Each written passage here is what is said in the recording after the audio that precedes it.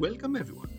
My name is Nikos, aka Sephir, and this is Out of the Box, EDH. In tonight's video, we will talk about deck strategies in EDH and how one can have a unique deck, but without necessarily having to use unique strategies. As I have mentioned in my previous videos, one of the most well-known ways to build and play a deck is by following a specific strategy.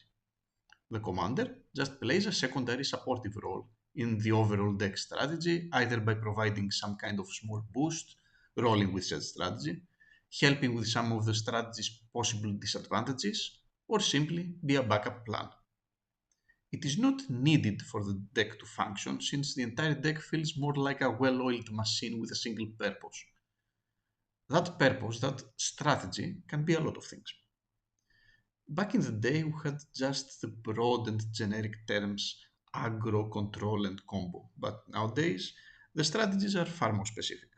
+1/+1 counters, tokens, reanimator, aristocrats, enchantress, super friends, spell slinger, group hug, tribal, etc. You name it. The pool of cards we have available in Commander is so big that even very specific mechanics within sets are very distinct strategies themselves, like for example cycling, mutate, or even treasures, food, and clues. Yes, there was a point where treasures, food, and clues were part only from specific sets. It seems so long ago now. However, all these things have been exploited to the ground, mostly because Wizards constantly explores new strategies and prints commanders that just fit the specific theme. Even exploring new strategies that can be called obscure, like giving your opponents treasures or discarding cards from your hand. That means that no matter how hard you try, how obscure your deck strategy is, at some point it will just not be unique. Wizards will realize that this strategy exists and they will print a fitting commander. And then this commander and this strategy will be open for everyone to use. Now, I want to make this clear, not everyone wants their decks to be unique. I understand that. Many people just want to have some decks with which they just have fun, and that's it. It can be as simple as an Edgar Markov Vampires or a Krenko Goblins. I totally get that, and there is a reason such commanders are popular. Not everyone needs a deck building challenge with every opportunity. However, EDH is a highly diverse format, and many people, most people I would say, want their decks to have at least some personal touches in them. If someone feels the need to either build something entirely unique or simply increase the uniqueness of their current deck, my advice is this.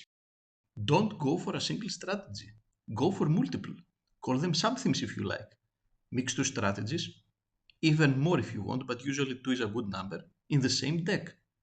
And try not to mix two obviously synergistic strategies. No one will bat an eye if you mix, let's say, Proliferate and Super Friends.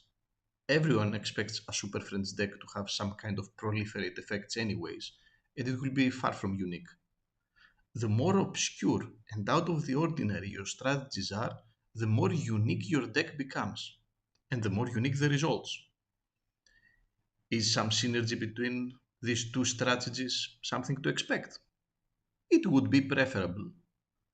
Again, the card pool is that big that if your chosen strategies don't actively contradict one another, like a group hug and a group slug, you are bound to find cards with synergies to both.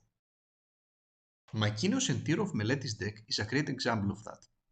It is one of my oldest decks and I love playing with it. When I built it about 8 years ago, I built it on the concept of sacrificing my own lands and then recur said lands for value. My Sacklands deck, I called it. Back then, it was an extremely unique concept, high value, high reward, and very exciting. Since then, however, Wizards has printed commanders that are actually built on this very specific concept.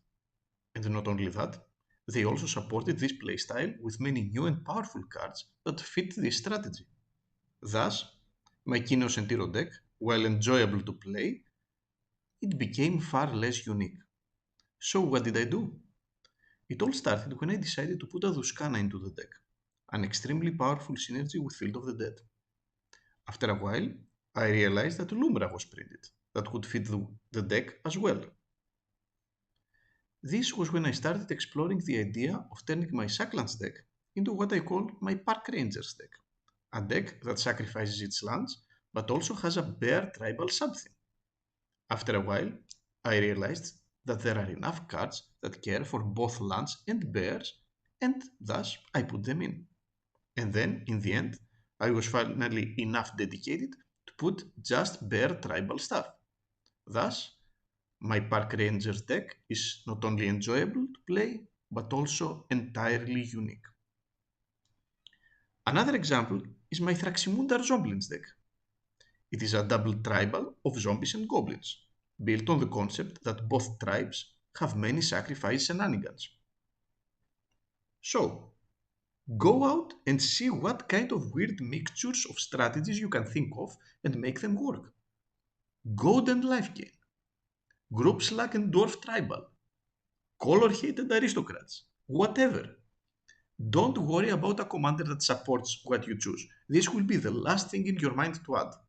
Remember, the commander only plays a very secondary role in such decks. Thanks for watching, and see you in the next video.